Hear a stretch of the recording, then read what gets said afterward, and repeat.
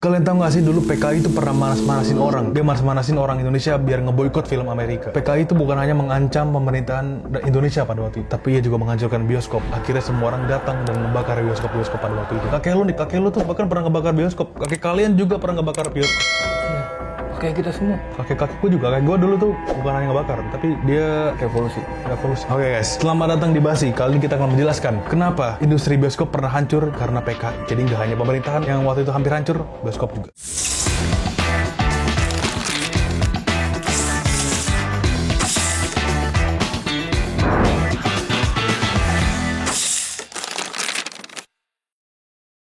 Halo guys, di tahun 70-an, kalian tahu gak sih bahwa di tahun itu merupakan dekade yang lumayan emas, lumayan lagi, sangat emas karena menghasilkan film-film dan filmmaker yang Hasil dari mas-mas.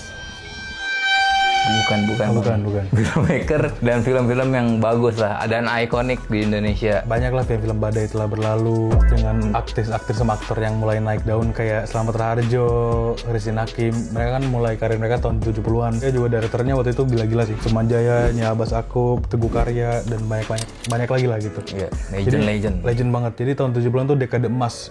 Bioskop mulai banyak, film lokal banyak gitu. Tapi sebelum itu ada kejadian apa? Sebelum itu ada Dark Age dulu. Lu pasti ngiranya dulu tuh film sama industri bioskop waktu itu hancur karena penonton jarang mau nonton film Indonesia kan?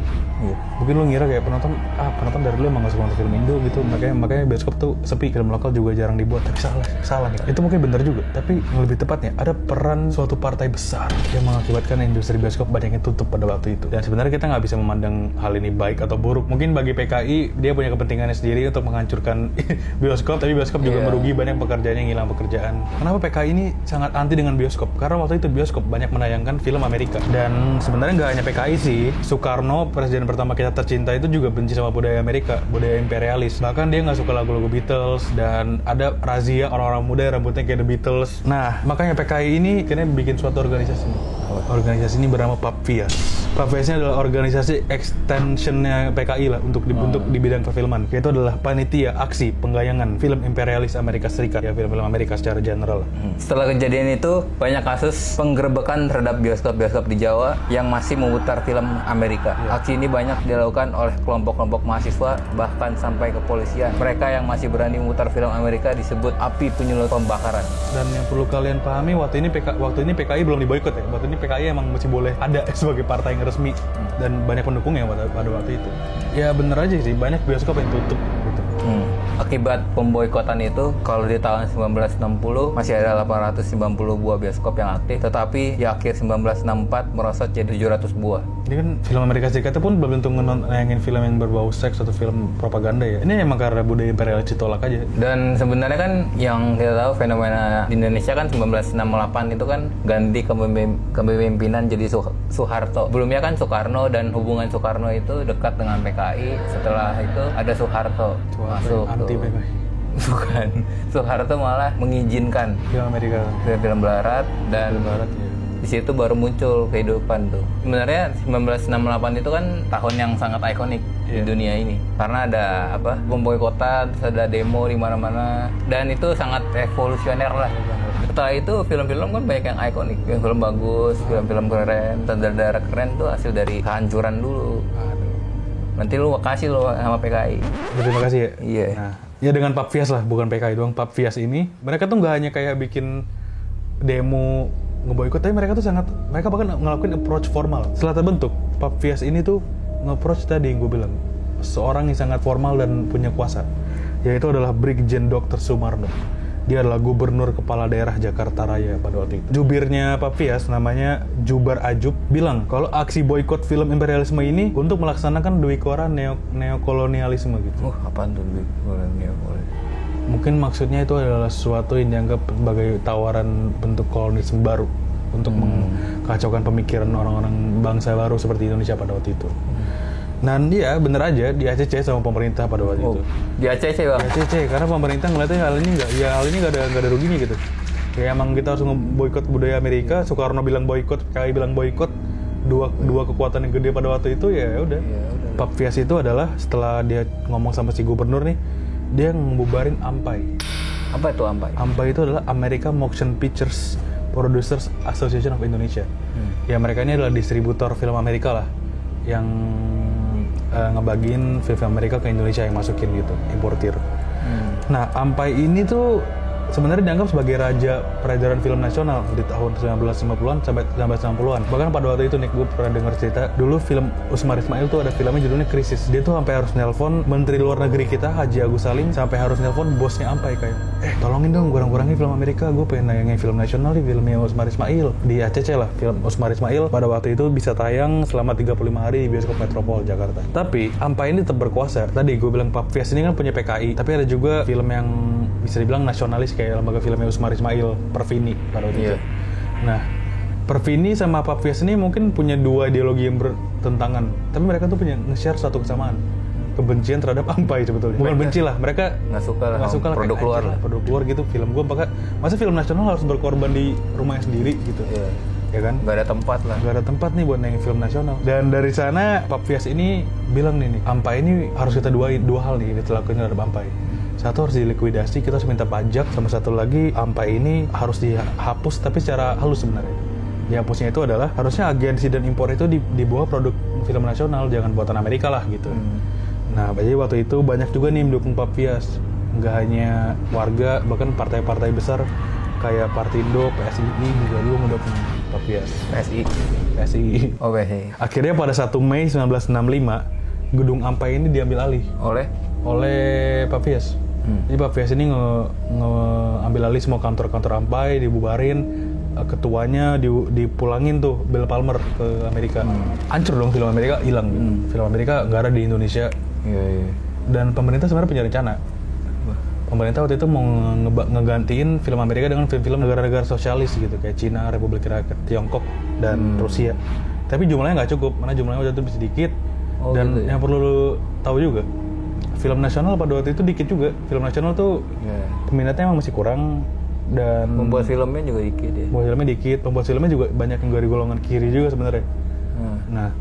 Nah terus habis itu banyak film nasional nggak memadai, film dari negara-negara sosialis nggak memadai, hancur atau industri bioskop makin hancur lagi, makin terpuruk gitu. Bahkan di tahun 65 itu cuma ada 18 film yang diproduksi, kayak Rimba Karma, Insan Bahari, dan Macan Kemayoran.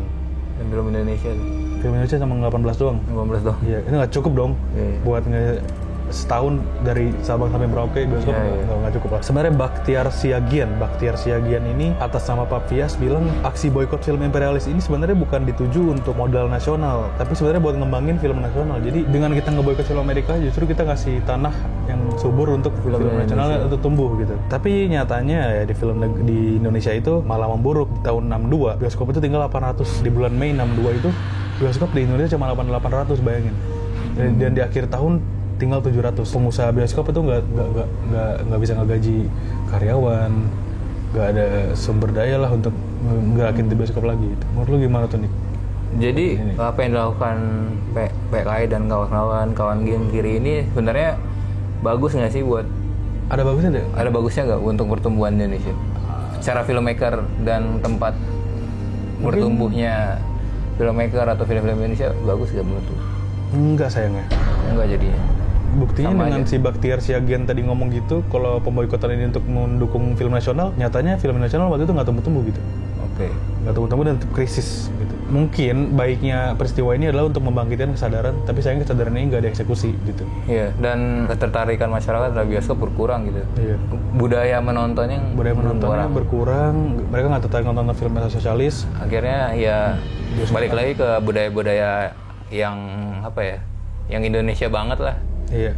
Apa ya, wayang gitu segala macam lah. Iya, itu namanya hiburan alternatif. Pada waktu itu saat bioskop menurun ada hiburan alternatif gitu, kayak Sunday Dancing, ada juga bioskop non formal. Itu ya layar tancap gitu. Layar tancap gitu. Ada juga di gedung hotel Bulan HI gitu. Iya. Terus kayak, dan hal ini memperburuk bioskop ya, makin terpuruk gitu. Bahkan pengusaha bioskop yang nggak tahan lagi sama kemelaratan ini nekat nayangin film Amerika yang ada yang sisa.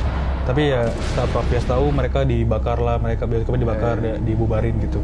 Bahkan citra bioskop aja udah jelek nggak sih? Udah jelek banget. Citra bioskop dengan apa ya, dengan disangkut pautkan dengan seks dan apa ya, kegiatan-kegiatan propaganda moral gitu. Iya, moral. Gitu-gitu. Waktu itu kan concern banyak orang Indonesia dengan film Amerika tuh filmnya amoral gitu. Iya. Jadi dianggap nonton film Amerika tuh nggak nambah faedah lah gitu. Terus setelah itu ya we all know Gestapo terjadi, PKI dan Pak Pias hilang bersamanya. Iya. Dan akhirnya lu tahu apa yang terbit? Orde Baru, my man. Oh ya, kita pernah bahas juga guys masa industri emas bioskop di sejarah bioskop di Batavia. Kalian bisa cek di situ untuk menunjukkan gimana bioskop bangkit lagi di tahun Orde Baru. Dan emang iya bener kata Nixon tadi, karena Soeharto itu bapak pembangunan, bioskop tuh dibangun lagi lah. Dia mau membenarkan kesalahan Soekarno pada waktu itu.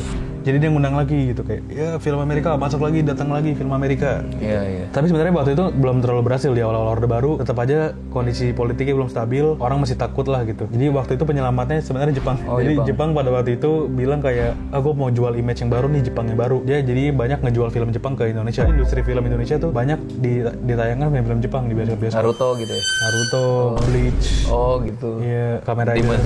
Demon Slayer waktu itu nonton tuh di CGV Indonesia. Di CGV Grand Udah Indonesia. ada tuh CGV. Waktu itu juga Soeharto memperbaiki hubungan dengan Malaysia gitu. Kita bahkan pernah nayangin film nasional di Malaysia waktu itu. Waktu itu judulnya Angin Berpesan. Oh, Angin Berpesan. Iya. Terus itu film Malaysia yang tayang di Indonesia. Oh. Dibawa lagi ke Indonesia untuk nunjukin kalau kita udah damai gitu. Terus ada juga Dewan Produksi Film Nasional yang gak mau kalah gitu. Dia bikin film 3 legendaris. Dia bikin 3 film legendaris. Jampang Mencari Naga Hitam, Mat Dower, sama Apa Yang Kau Cari Palupi.